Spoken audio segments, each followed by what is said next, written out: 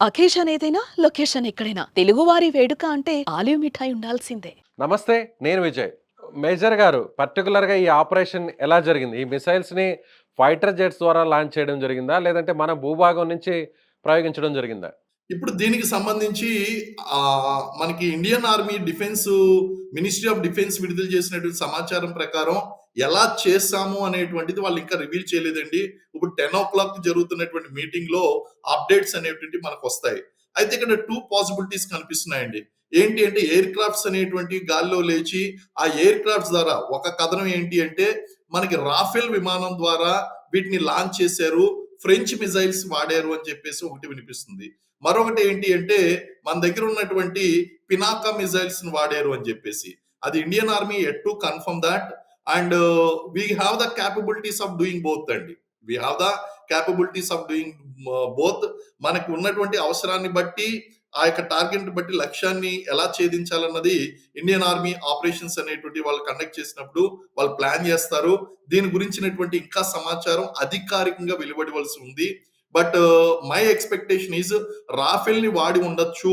అలాగే ఈ యొక్క ఫ్రెంచ్ మిసైల్స్‌ని వాడి ఉండొచ్చు అని నేను అనుకుంటున్నానండి. సో, మొత్తం ఎన్ని నిమిషాల్లో ఈ ప్రక్రియ అంతా కూడా పూర్తయ్యుండొచ్చు? మీ ఎక్స్‌పీరియన్స్‌ని బట్టి చెప్పొచ్చు.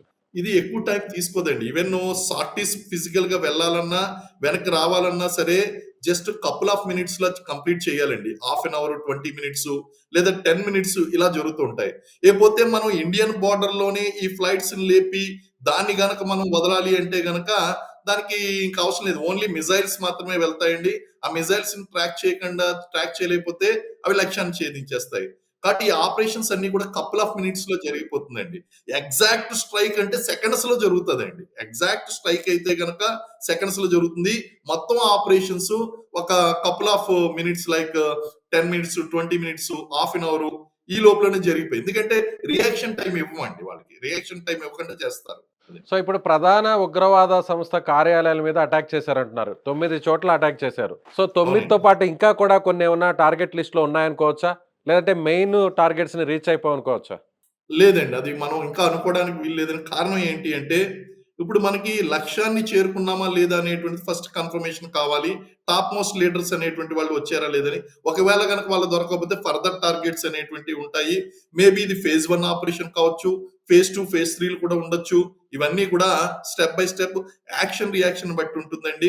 అలాగే రిజల్ట్‌ని బట్టి కూడా ఉంటుంది. ఇప్పుడు మన రిజల్ట్ అనేటువంటిది యాక్ట్ టు బి డిక్లేర్డ్. మనకి ఇప్పుడు దాకా తెలిసినటువంటి సమాచారం ఏంటి అంటే ఒక 90 మంది, 100 మంది మిలిటెంట్ దాకా చనిపోయారు అనేటువంటిది. కానీ ఎవరు చనిపోయారు అనేటువంటిది తెలియలేదు కాబట్టి, అది మనకు తెలిసిన తర్వాత దాని మీద డిపెండ్ అయి ఉంటుంది. అవసరమైతే there will be another phase కూడా ఉంటుందండి. కూడా ఉంటుంది. 'ఆపరేషన్ సింధూర్ 2' కూడా ఉండొచ్చు అనేటువంటి కొన్ని వార్తలు కూడా వస్తున్నాయి. నిజంగా ఆ పరిస్థితి ఉంటుందంటారా? నెక్స్ట్ లెవెల్ ఎలా ఉండే అవకాశం ఉందండి? అంటే ఇప్పుడు ఖచ్చితంగా పాకిస్తాన్ వైలెంట్‌గా రియాక్ట్ అవుతుంది. There is no doubt about it అండి. వాళ్ళు వైలెంట్‌గా రియాక్ట్ అవుతారు. వైలెంట్‌గా రియాక్ట్ అవ్వడం అంటే మన సివిలియన్ వాళ్ళ దగ్గర ఉగ్రవాద స్థావరాలు ఉన్నాయి కాబట్టి వాటి మీద దాడి చేసాం.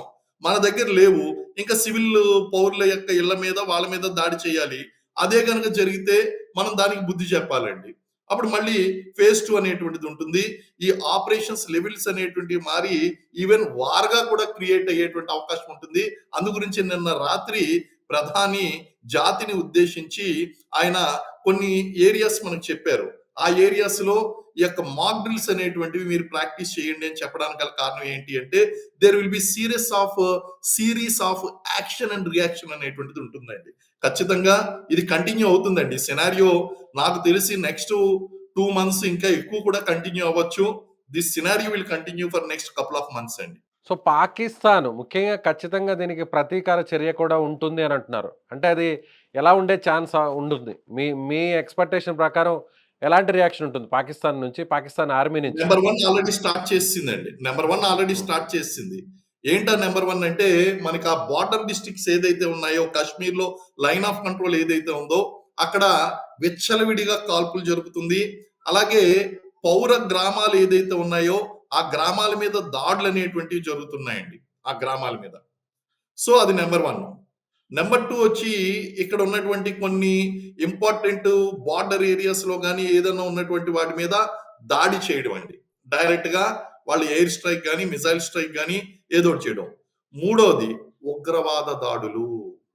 ఉగ్రవాదం ఏదైతే ఉందో వాళ్ళ చేతిలో ఉన్నటువంటి వాళ్ళు ఒక వెపన్ గా వాడుతున్నారండి. ఉగ్రవాదాన్ని ఒక వెపన్ గా వాడుతున్నారు. కాబట్టి వాళ్ళు ఏం చేస్తారంటే మాకు పెహల్గామ్ ఇన్సిడెంట్ గురించి మీరు చేశారు కదా, సరే ఇంకా ఇలాంటివి మీకు చేసి మీ పరువు తీస్తాం అనేటువంటి విధంగా కూడా వాళ్ళు చేసేటువంటి అవకాశాలు ఉన్నాయి. ఈ 3 విధాలుగా కూడా పాకిస్తాన్ రెడీ అవుతుందండి. Right sir. Thank you so much.